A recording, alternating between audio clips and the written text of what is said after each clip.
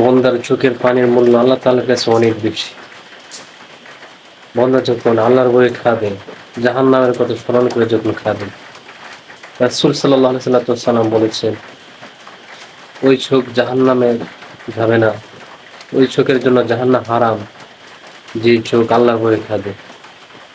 আল্লাহর বই যে চোখ কাঁদবে, সেই চোখের জন্য জাহান্নাম হারাম হয়ে যায়। আল্লাহর বই আমরা যখন আল্লাহর বই, আল্লাহর মহব্বতে যখন আমরা কান্না করব, আল্লাহ তাআলা আমাদেরকে এমন কিছু দিবেন যেটা অন্য কিছুর মাধ্যমে অর্জন হবে না। আপনার সব সমস্যার সমাধান করতে পারেন মহান আল্লাহ। আপনি কেন বুঝেন না? একটা বাদশা তার প্রথম তার মায়ের কাছে বা সবার কাছে সে তার প্রয়োজন মিটায় খাদার মাধ্যমে।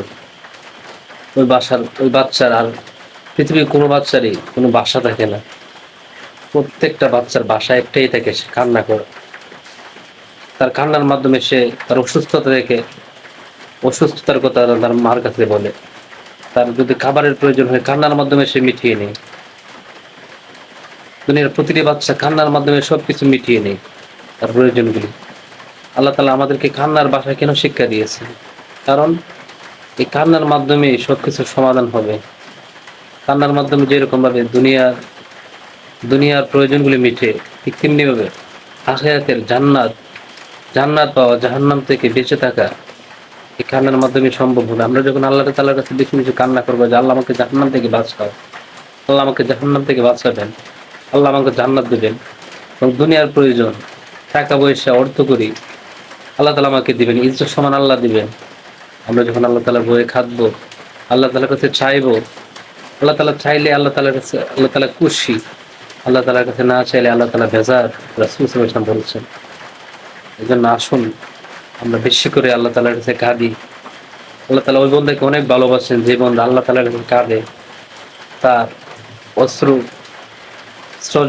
অশ্রু তার চোখ দিয়ে বেরিয়ে পড়ে, তার চোখ দিয়ে পানি পড়ে যখন আল্লাহর ভয়ে, আল্লাহর বন্দার চোখের পানির মূল্য আল্লাহ তাআলার কাছে অনেক বেশি।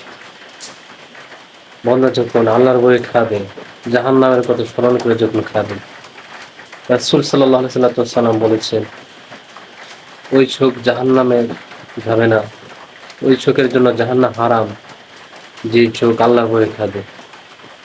আল্লাহর বই যে চোখ কাঁদবে, সেই চোখের জন্য জাহান্নাম হারাম হয়ে যায়।